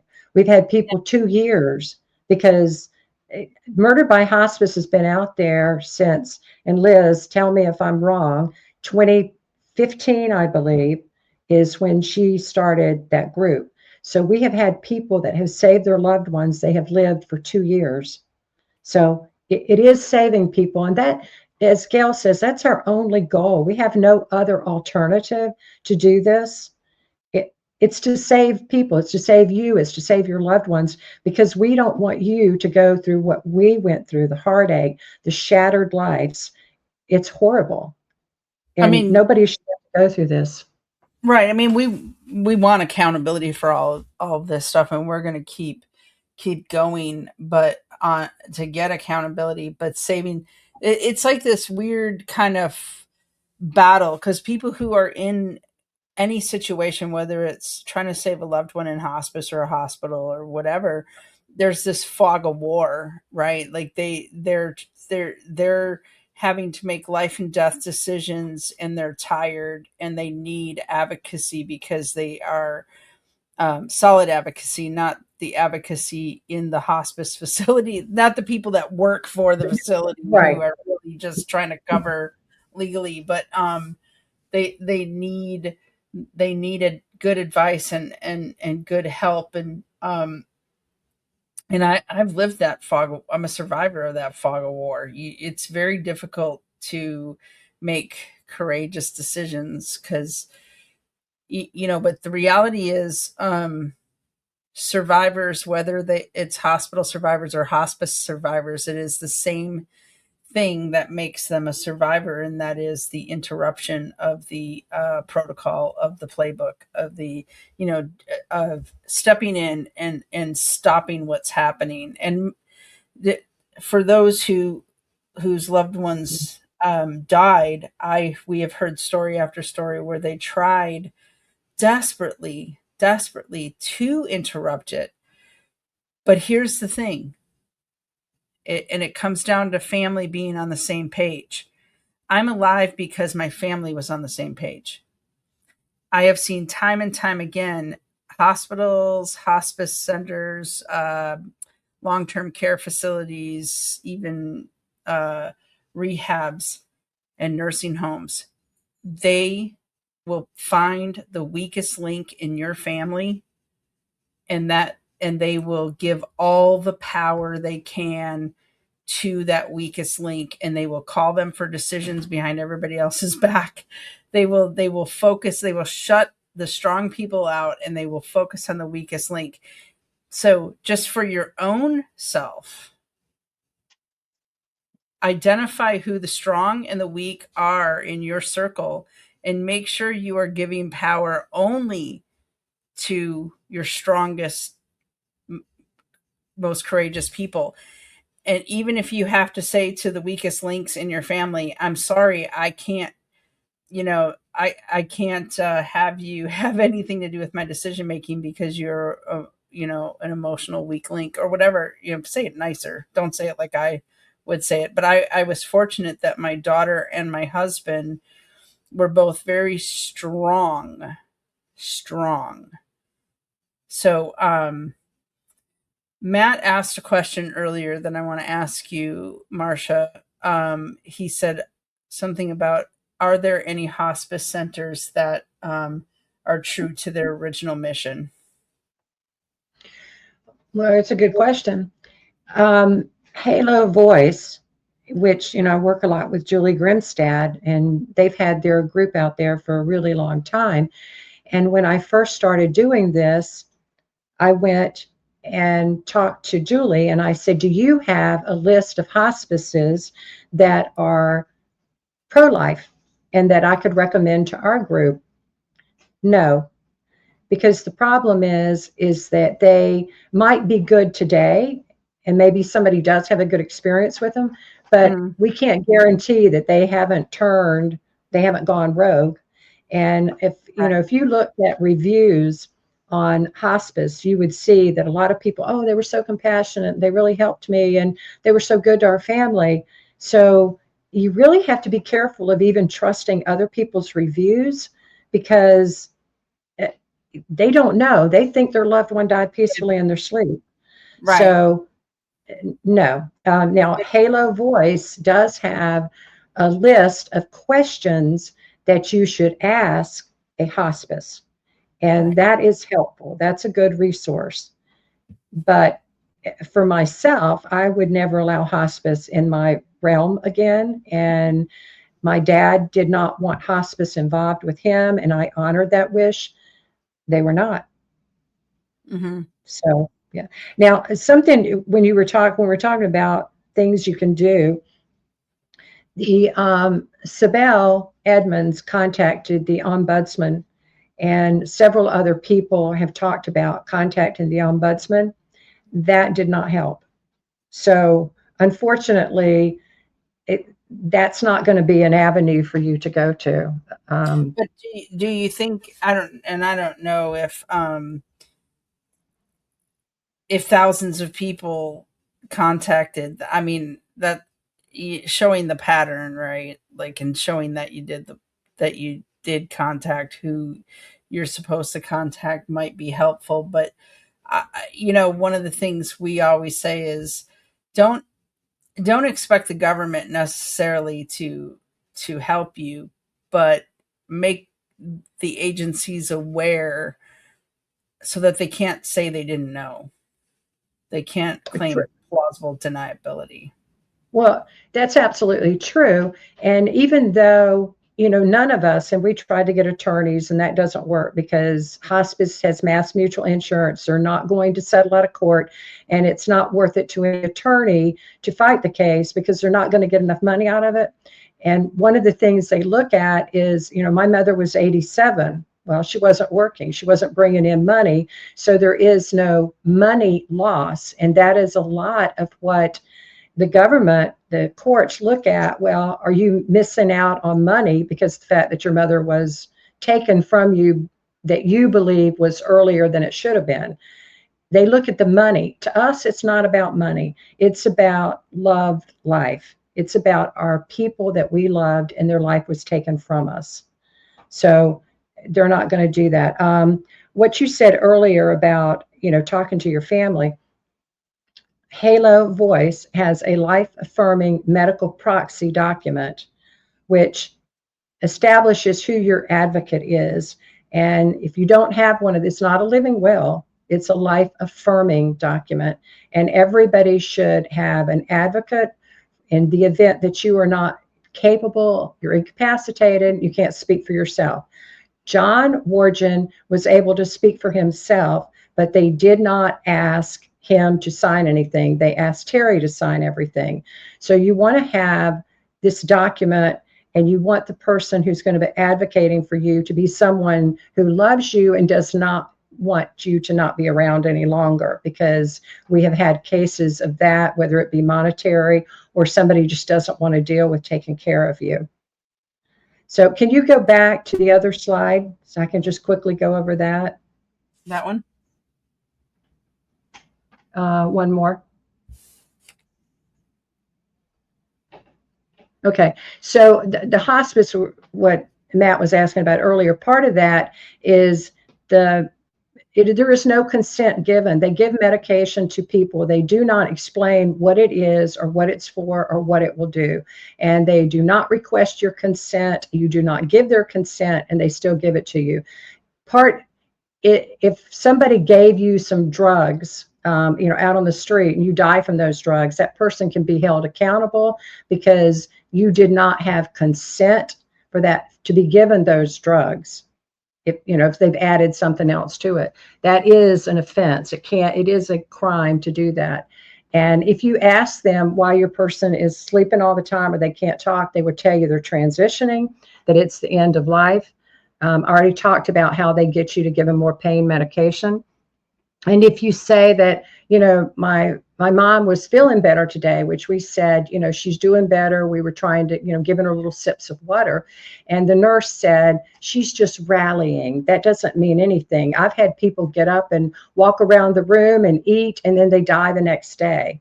So don't think that she's turning a corner. So they want to discourage you from thinking that your loved one is going to get better. They call it rallying, and then they'll tell you they could die within hours.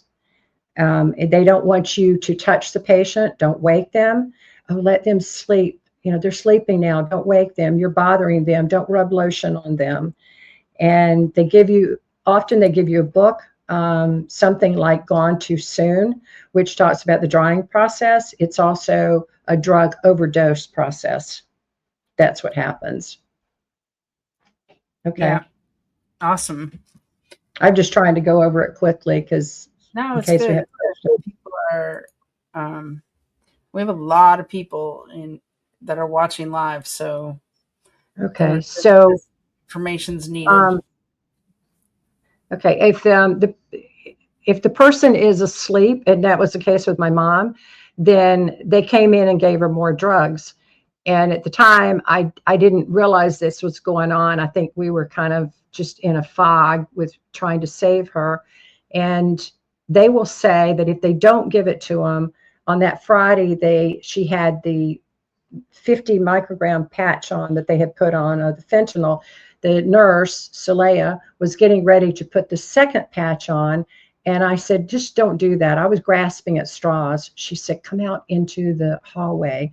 The hearing is the last to go. And she said, if we don't, she will be chasing the pain. After my mother was dead and I went to her doctor and told him that, he said, that's not true. She wouldn't have been. But that's what the nurse told me. And I didn't want my mom to be in pain. So we ignorantly allowed her to put that second patch on. So it, there are so many things I would do differently. They told us, and often people have been told when you ask about the morphine, oh, it's just a whisper. It's just the smallest amount. I gave it to my daughter who broke her arm.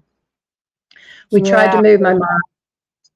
Yeah, we tried to move my mom from the hospital to get hydrated, and they said she would drown from dying, and it's a horrible way to go. You don't want that. They will not let you give them, even if they're begging for food. I believe Twyla Apgar, April Donovan's mom, wanted food, and they would not let her have any food because she might aspirate. She might start choking. Well, I would rather choke than be, murdered with drugs. Um, and they're always saying that it's in the patient's best interest to do this, and you're gaslit the entire time. So that answers your question, Matt, about why hospices are so unreliable. And well, first of all, to be quite honest, I don't even care if they say that they're a Christian hospice. They have a very secular view of life and death, and That's what right. is the greater good. And they do play God. They do think it. Sometimes they believe that they are doing the world a moral good by putting people out of their misery. Well, you don't put your a family member down like a family pet. And I, I mean, pain doesn't should not be a reason to kill somebody. It, if Well, I mean, and a lot of times they're not in pain, Gail. A exactly. lot of the patients were not in pain, and they gave them the medication anyway Or because it's part of, they make them be in pain. Like right, right. if given these drugs, you might be in pain, because that I see often, the confusion and the fear, and they want to rush in with a drug when, like, I watched my husband with Andy's mom, just hold her hand, they would, you know, hold the hand, stroke her hair, talk calmly, and then they Hmm. calm down. You don't, but the nurse will rush in with a freaking drug to stop them from, having any type of anxiety. And Right. it's like, try the things that are not medication first. The human things, human touch goes a long way, long way. Music. What, play their music. If they like Christian music or they like country, Yeah. jazz, whatever, play music, show them pictures, bring in a photo album. I mean, those are ways to calm somebody down. Read them scripture in the Bible, or read them, a Yeah. book that they like. And, especially if the hearing still has to go, there are other ways to calm someone and give them that sense of peace without drugging them. Yeah. So the DNR, this is one of the thing. Yeah, Liz says her husband was not in pain. So, and that's true. A lot of people are not. A DNR, and I didn't find out this till uh, towards the end of me writing my book, because I had just always assumed when you went into hospice, they give you a DNR to sign, and everybody just signs it. It's in with a packet of paper. You do not have to sign a DNR to enroll into hospice. And they will tell you you can't call 911. That's not true. And they say if you call them, you can't come back to the hospice. That's not true. I know Jackie Farrar called them. Terry called them. I mean, many, many people in the book had called 911, and they went back to hospice. Maybe they went to a different hospice, or they went back to the same one, but you can do that, or you can revoke hospice. And another misconception is hospice is compassionate, not the ones that we've witnessed. There may be some out there, but I would not recommend any of them. Yeah, Liz says she was forced to sign a DNR. Hmm. Before she could see her husband, Yeah, before anything. Yeah, we hear that a lot. We hear that a lot. If you just sign this DNR, we'll let you. What? right. That that's where that's a crime, and that's one of those things that I think should be reported as a federal crime is the changing of DNRs without Hmm. um, without Consent. without consent, without a signature by committee or any of that, but also the you can't see your loved one until you sign this DNR. That is Hmm. absolutely Right, criminal. right. And I already talked about non-hospice being, that they say that's safer. They're in business to make money. Yeah, yeah, And they say that just like Matthew was asking a while ago, Matt was asking that, does hospice make more money if the person lives longer? And we've had hospice nurses come into our group and say, y'all are wrong. You're conspiracy theorists. You're telling people wrong information. Hospice patient, the longer that they stay, the more money that hospice makes. That's an outright lie. It yeah, refer to the aggregate cap. That is not true. In hospice, this is from one of the Vitus website. Remember me telling you Vitus is owned by ChemCore, which used to be Roto-Rooter.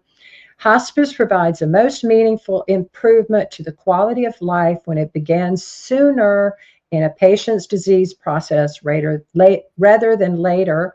And it further stated at their website that patients' families say they wish they had gotten hospice sooner. Hospice does not give your loved one a better life. They die sooner. They don't have better quality of life because, as Gail said, they don't get to tell their loved ones goodbye. They don't get to hug them. They don't get to, if there's, a problem between two loved ones and they want to say, I'm sorry, or they want to say, I love you, or they want to accept Jesus Christ at the last minute, they don't get yeah. that opportunity That's right, to and do that's a big one. That's a big one, Marsha. That's the that. biggest crime and sin in this whole thing is you don't know what that person needs before they die. And deathbed Exactly. conversions happen all the time. So how dare Right. they not see each individual as a precious soul? These are not these facilities often only care about the physical body, the physical condition of somebody, and they don't even care about that. But they see somebody in bad condition and think that there's nothing worthwhile there, but there's a soul. We are a soul first. Right. Well, and you don't have the right to determine what somebody's quality of life is. That's right. That's right. Jackie So said provoked hospice and they came in and took over again. It was so yeah, hard. it was when she was in the hospital. And she took him into the hospital because he was overdosed. And even the EMT said that. They asked her, what did you give him? And she explained that I gave them this, this, this, and this. And she's got a list of it. And they said he's overdosed. She came into the 911, into the emergency room, and they were treating him. And the hospice person came back in and said he's under hospice care. Jackie said, Wow. no, he's not. Yes, he is. And they took him back against what she wanted them to do. They had her so confused and so upset. And just, as he was leaving, he was trying to say something to her. And Jackie, feels all this, angst because she doesn't know what he was saying. And she was telling him, I'm going to help you. We're going to be okay. And then when you're not able to do that, I mean, I thought I could come and, save the day and save my mom. When you're not able to do that, the guilt is just overwhelming. And the other thing they say is that they have individualized care plans. Every plan is the same. If you read the stories in the book, every story is the same. They use the same drugs. They told them the same gaslit things. It is a one size fits all drugs. It is not individualized to your person. And one of the slides which we missed, which I want to go get you to go back to that if we can. Go ahead and go to Fulton Sheen. Okay. He Fulton Sheen says, I'm sorry?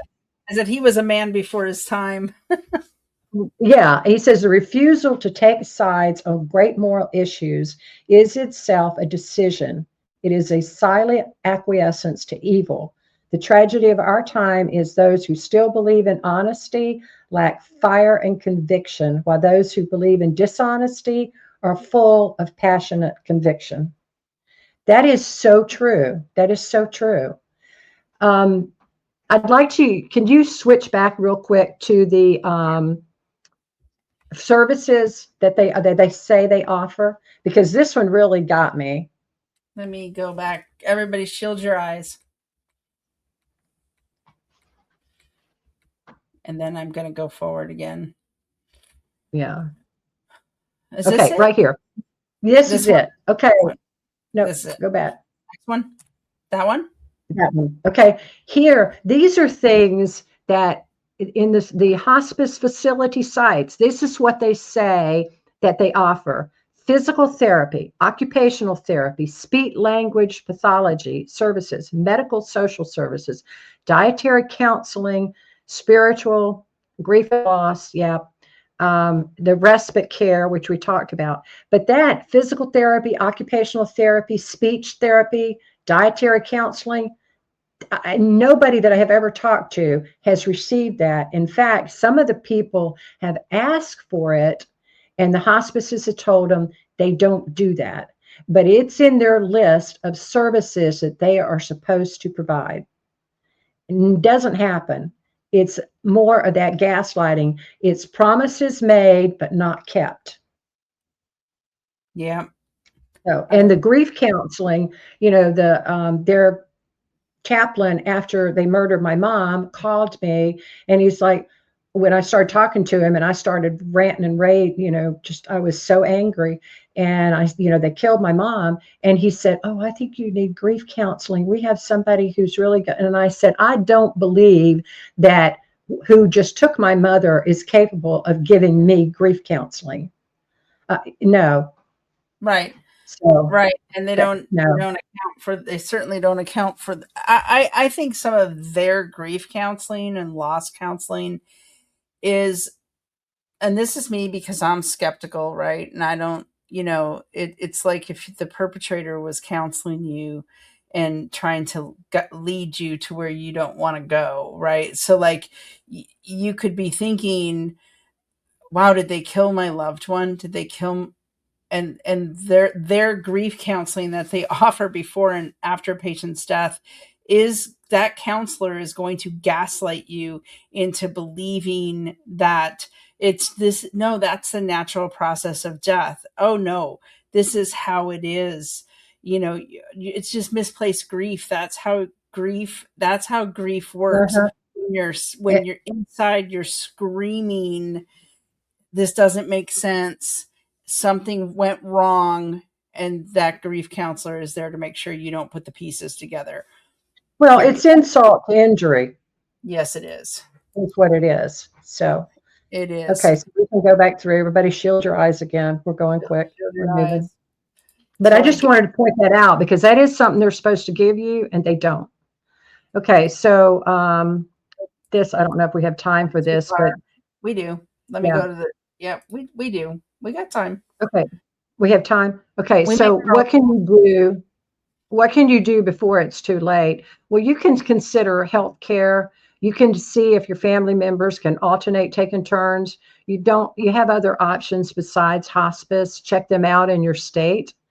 And yeah, Terry says there is no grief counseling. Her mom is in hospice now, and her dad was killed. His story's in the book, but her mom is still alive in hospice, and she's fighting the system to keep her alive. Check out halovoice.org for the questions that you can ask. And again, I'm not aware of any pro-life hospice, but you want to tell them if you do feel that you need to go into that, maybe your person has cancer and is at the end of life, with only a week or two, and that, then maybe you would consider them if your doctor will not give you something for pain, if they are truly in pain. But you want to tell them absolutely no drugs. This is without my consent. And then you should do the research to find out what the drugs do, or read my book because it is all in there. And if something seems off, trust your gut and take reaction. Get a copy of the medical records while your person is alive, and don't accept, no, we can't give those to you. Yes, they can, especially if you're their advocate. Get the medical records and see what they're giving them. Get the list of drugs and document absolutely everything during this process, because you don't know if you're going to need it. And if they've done something nefarious, you are going to need it. And you can't remember dates and doses and all of that. So take all that information down and take advantage of the resources, because we do have some resources that you can go to. Betrayal Project USA is one of them. Yeah. So if you want to go to the next. Yeah. And one of the main things is the guilt that people feel. It doesn't belong on your shoulders. Please don't take that guilt with you, because it belongs with them. You didn't know what they were doing. And then this discussion is to teach you, if you didn't know, and in the future, you can't go backwards, but don't take that guilt on. They knew what they were doing. They're trained how to manipulate, and they took advantage of you. They took advantage of me and all the rest of us. And don't let your other family members or any of your friends tell you, oh, you're just grieving, and that's not really what happened, because you witnessed it, and that is what happened. And again, document everything, like I was saying, the facts. And you're going to want to reach out to the medical director at the facility and the Centers for Medicare and Medicaid, CMS, in writing, or I've listed a phone number for you. If you believe a crime was committed, contact the police. And if you don't think that your person should have been in hospice, they didn't meet the qualifications, that's fraud, report it to the OIG. And I've got the number there, as well as the website, to report that to them. Okay. Because it's important. And, a lot of times people say, Gail, I know you've heard this, but it won't do any good. Well, here's the thing. If you report it, and like in our group, 7,000 people, if all 7,000 people reported that a crime had been committed, that this hospice in Tennessee, this one in Georgia, this one in Alabama, this one in Virginia, this one in Florida, if everybody reported that, maybe they don't do anything. But I'll tell you what, we go back to when you see that there's a pattern, and at some point, if they ever looked at this, they would see all of these people reported this. Oh, well, this person did it. Look how many we have here. But if you don't report it, there is absolutely no documentation that is sitting there that says this happened. You have to report it. Even if nothing's done, you have to report that this happened to you. Yeah, exactly. And we would like also, if people do report, we would like them to send us a copy or proof of that, so that we can kind of collect that and make, like I keep saying, make a federal case out of it, but make an issue out of it. We've got midterms coming up, and all sorts of opportunities to raise awareness to the plight of medical crime victims, and how they've been denied justice. Matt said if enough people report a crime, it creates a pattern, and eventually they report to, and eventually they see it as a pattern across the nation, same things happening to millions of people. And the amazing thing is people will find us and they'll say, I didn't know other people were out here that felt the same way I did. I thought I was crazy, or, all of that stuff. And so resources, somebody take a note that somebody at Betrayal Project USA, like me or something, take a note of these and get them on our website. So, Can you go back to the slide before this one? yeah, I can. Okay. So one of the things that you can do afterwards is to put reviews on the facility's Facebook group and on Yelp. They don't like it. I recently had the person that was at the facility in Middle Georgia where my mom was murdered. I had put a Yelp review on there. It wasn't a real good one, but I didn't cuss in it, but it wasn't a good one. And I said, that they had murdered my mom and she wasn't safe there. And he wrote me, commented on that and said how sorry he was. And it sounded like I was still grieving and perhaps I should come and get some grief counseling from them. I'm like, yeah, right. And then I got an email from Yelp, and he had apparently gone to them and complained, and they said that the report that I put on there was quite negative, and would I consider rewriting it or removing it? That's a big no on both. So they don't like that, but I don't care. As long as you don't use bad language or put specific people's names there. And as Gail has said, tell your story on Betrayal Project USA. They do a beautiful job of honoring your loved one. It's very sweet. And Murder by Hospice group, please join us if you need support. We're there. You're not alone. And often watching somebody be murdered right in front of you, PTSD, it is real.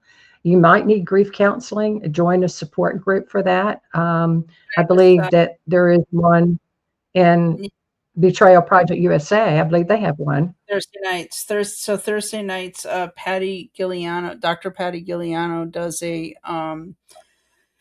trauma and PTSD support workshop every Thursday. So if you are in the, she does post it in the Betrayal Project USA private group. So like our group is a private group. So nobody else can see it except for members, and so we do post our support groups there. We have a Monday night, but you can check out our support groups on the website. But we always post it in there, and so it's a great. So tomorrow night there will be a PTSD trauma support group or workshop. It's more of a workshop support group, and she does. I've heard it's fantastic. Go ahead. Sorry. So how can they find that, Gail? So they can go on our website and put in a request for the information, and I'll send it to them. It's the same every week, or they can join the Betrayal Project USA private Facebook group. And typically, if I see that they're a member of your group or certain groups, please, we have questions, just 3 basic questions, but answer them. If you invite somebody, make sure they know that there's questions to answer. But typically, if I see that they're in your group, I just let them in. Yeah, that's Murder by Hospice is like that too. We have questions because we are trying to keep out people that are going to come in and disparage our real members. And if hospice nurses come in and start speaking down to us or telling us that, we're wrong and we didn't witness what we witnessed, they get booted and banned. So you can always join our group. And if this is an important one too, sometimes people have been billed directly for the services and it's fraudulent double billing. And if that's true, report it to the OIG as fraud. Yeah. And if they send you a questionnaire about, how well did this hospice do, please fill it out and tell them what you think. Give them you can't give less than a 1, but explain that they didn't keep your loved ones safe. They don't like it, they won't respond to you, but at least you've reported it. And Monday's program had some really good information, which Gail talked to you about earlier. So file that report also. And then resources.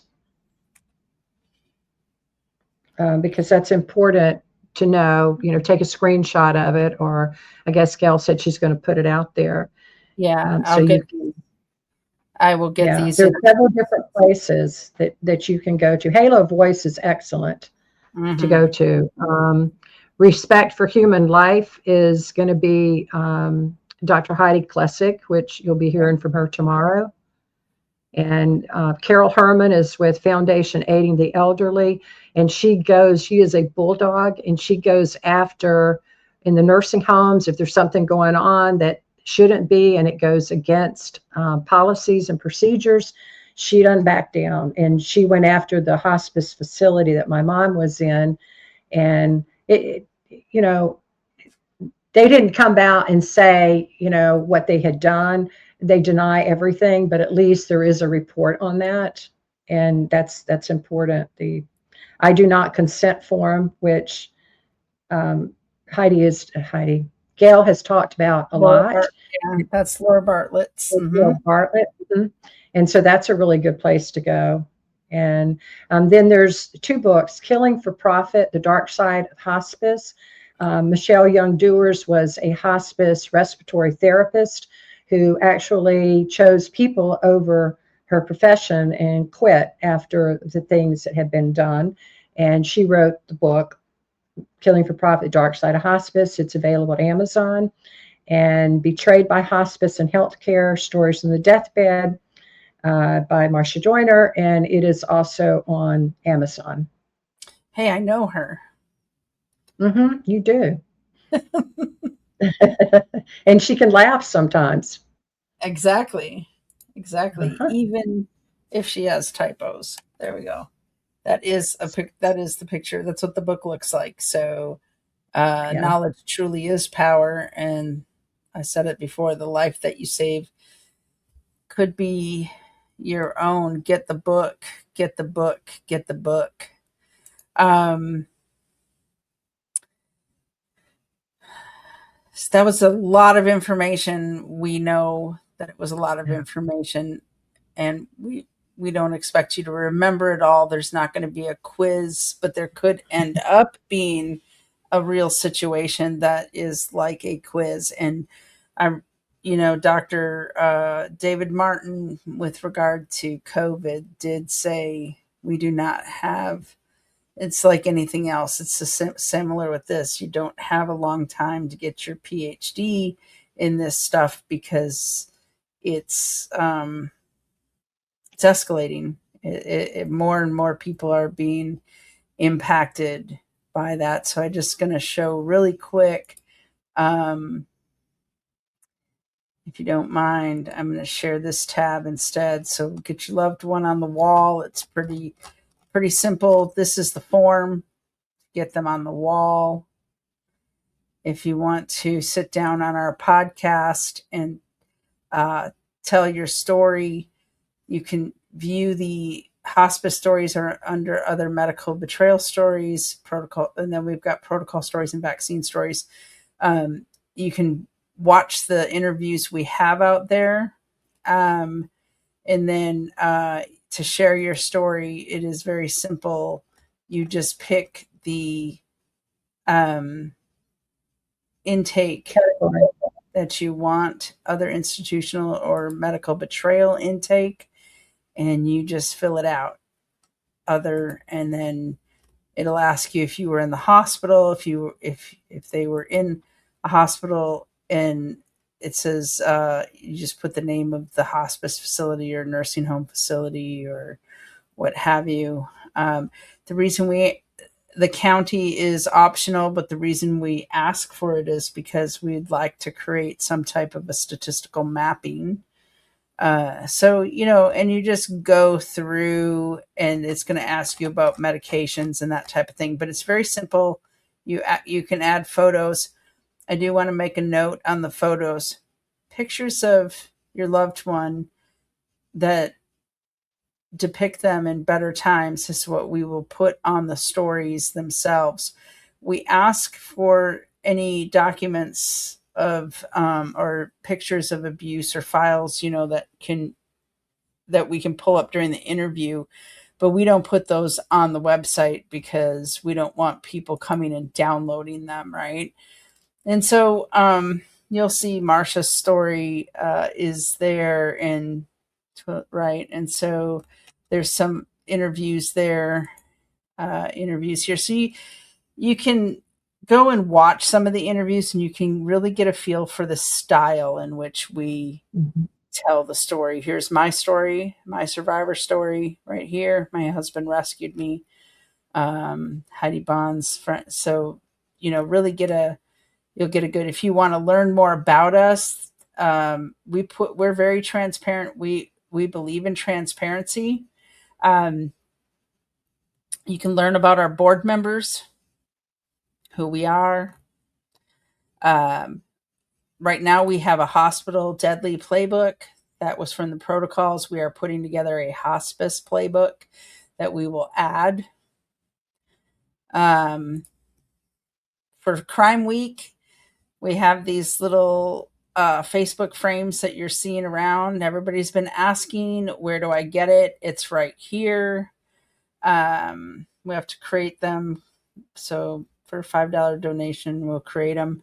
That helps us keep these stories up in the mission. And then also we have the crime scene, official crime t-shirts. Hospice is one of them. It says someone I love was killed by hospice protocols, and it's National Crime Victims. And Heidi Bond actually and her crew are at a march right now with their shirts on, and they did get a chance to talk to the media apparently. So that's pretty good. But we do have that official shirt that helps. We are going to put some other stuff on too. Right now, we do have most of our stuff is geared around protocols. We are working on survivor stuff, shot stuff, and hospice stuff to get out there. I love the ideas that people keep sending me. It's just a matter of, again, it's on my plate. The ideas and the designs have reached me. Thank you, and keep sending them. Keep sending them, because I love ideas. So, but it takes me a little bit to get that. If another thing, if y'all, I want to show you our resources section. So we are building this resource section so that you can come here and find whatever you need in here. And so we will be putting these down on the digital downloads. So you'll see right now, how to report a medical crime is in the digital downloads betrayal project. You've got the how to report a crime, and then the sample letters are already there. Okay. We've got flyers and everything, and we'll put a bunch of that stuff there, and I will get the list of websites. So recommendations, we have a recommendations tab, and I will put those websites in here. Some of them are here, but I will put the rest of them there. Recommended podcasts, books, documentaries. If you please email me some if you think that it's not full enough, right? So and Laura's I do not consent form.com, we link right to I do not consent form.com, because I want you to have the latest and greatest. Our social media is here. What else can I tell you? Contact us, get involved, our support groups, events, those types of things. Our Substack, we are writing these stories out there as crime things. We like to document what's latest in the news. So if you see something in the news you want us to put up here, please let me know. Yeah. So do we have any questions, or let's see. I don't know if we did something separately. We answered them, I think, pretty much as we went, which was good. Okay. So I just wanted to say, if anybody has a question that they didn't ask, if they want to ask it before we. Yeah, they can you got a Say little bit of goodnight. time to put your questions in, but that was a very thorough presentation. I do want to say that please go and sign the proclamation. Again, it's on our website. This is very important. Um, and make sure you tune in tomorrow night for Dr. Classic is going to be talking about surviving brain death. And we're going to be talking to Jennifer Hammond, who is, this still gets me. She's a brain death survivor. I mean, just Right. imagine, just imagine that. Like I always say, I feel like I escaped serial killers, but that's Mhm. her experience is the it's incredible, and I can't wait to talk to her. Um, Yeah. so, but they're going to be talking about the fallacy of brain death, and very important.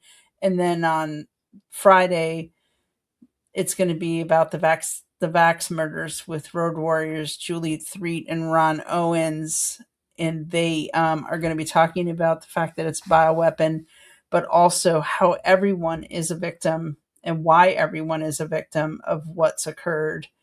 And then, of course, Saturday is going to be Survivor Saturday and Second Chances. And Sunday is going to be closing ceremonies, and we are going to read the names. So please, please, please share this information. Keep sharing this information.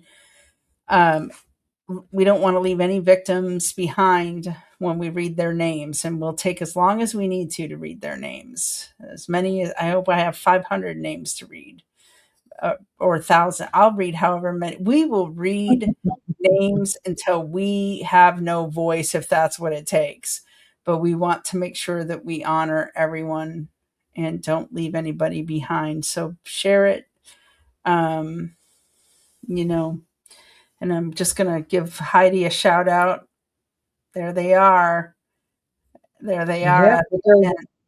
with their blue shirts on. Yeah, they love, and they always Heidi every Sunday, Where's or Heidi? she's taking the picture. Oh, okay. I was going to say I don't Not even, see her that's there. not even the whole crew, but that's when they got there. Uh, she Yeah. she goes and she holds signs every Friday outside of the hospital, or outside of the hospital. And then, gosh, Marsha, you did an amazing job. Thank you. I I appreciate. wanted to see if Terry, did you want to come back on and say something? See if we can see you. We're seeing something, but it's not you. Turn your camera around. I don't know. I lost you. I don't know. You want to say something? Well, I just want to thank Gail for having me on, and of course you, Marsha, and the opportunity. And I think it's just important that people realize that we're not making this up, and we are telling the truth, because there are a lot of people that still don't believe us. My own family doesn't believe me, and it's 9 years. So don't give up, and thank you for letting me tell John's story. I appreciate it. Well, I will say we're expecting you to come back on and do an entire segment on John with the pictures. Yep, So, it's in my plan. It was a little rushed. I hope it was coherent, and I don't know when it cut off, so I don't know how far I got in it. But yes, that's in my plan, Marsha. okay, good, Okay. good, good, good. Thank you for coming on tonight and helping with all of this. My pleasure. Thank you, guys. Mick, you got any parting words? Or no? She's been replaced. Like right No, now. we're Say no that. we're good. We've just been listening. Great conversation. Really appreciated it. All right, I'm going to close out with Okay. two little short clips, and um, we are going to then close it out. Thank y'all.